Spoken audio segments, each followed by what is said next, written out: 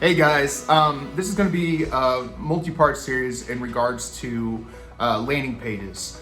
You might be asking, what the heck's a landing page? Well, landing page is essentially any page that a visitor comes to when they first land on your website.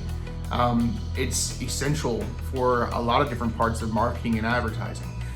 People want to see whatever they're supposed to be engaging with. When they come to your site, you need to be able to have answers for them. You need to be able to tell them what products you provide, what services you provide. So typically your home page can be probably your most prominent landing page. So I want to go through a multiple part series and kind of break this down and share with you guys the importances of having a long home page or landing page, and the importance of having a short landing page or home page, depending on what sort of strategy you're after. So stay tuned.